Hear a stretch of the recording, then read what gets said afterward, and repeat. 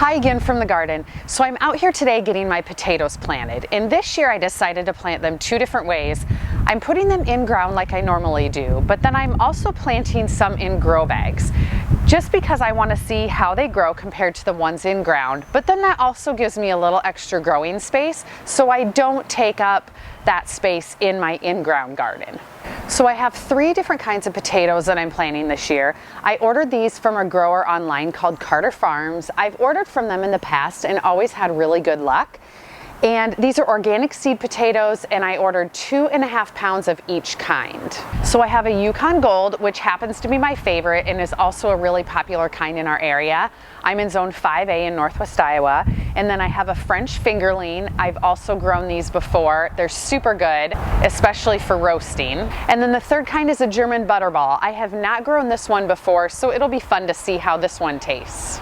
So I have my seed potatoes here on my tray, and you'll notice that I've cut some of them. Now, you don't have to cut your seed potatoes. You can put them in the ground whole. But if they have a lot of eyes on them, which are the growth points, you can split them and then you'll have more potatoes to plant.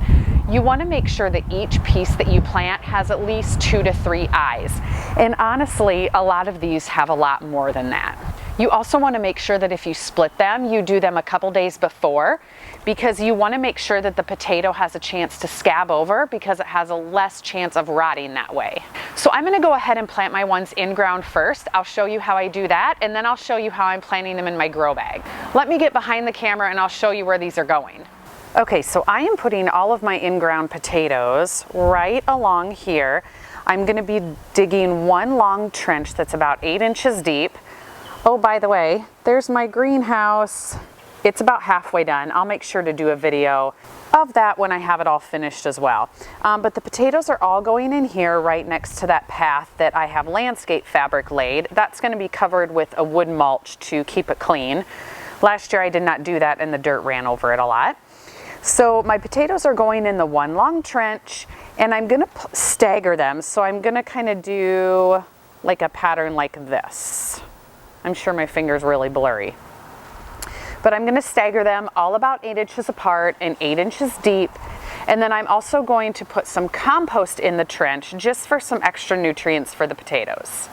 Okay, let me get these planted and then I'll show you my grow bags.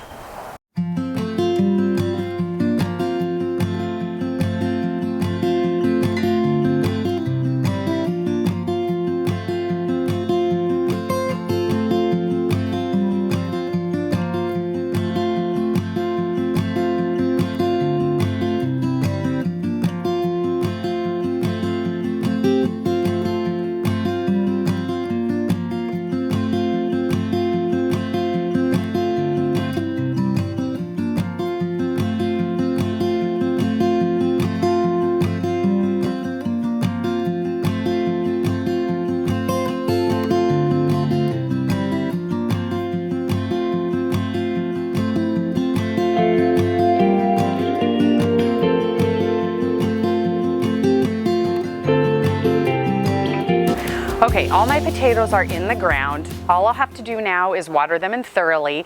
And you're probably wondering why I dug that big a trench. Well, the reason I did that is because this garden space is just the second year that I'm planting here, and potatoes tend to like loose soil to grow in. And so I wanted to make sure that they had enough loose soil to really expand. And then that added compost in there will give them a little extra nutrients to grow. Okay, let's plant the grow bags.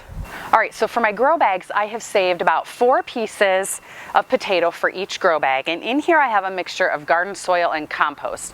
I put garden soil on the bottom, and then I put a layer of compost on the top that the potatoes will sit directly into. This is the same compost that went in the ground. I'm going to place them eyes facing up because that is the growth points, and then I'll cover them with a little more compost and then more garden soil, and that'll be about the same depth as in the ground. Okay, let me get these planted.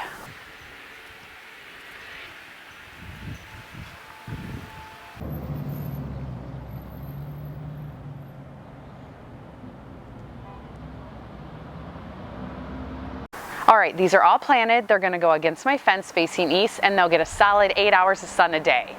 So that's it for this video.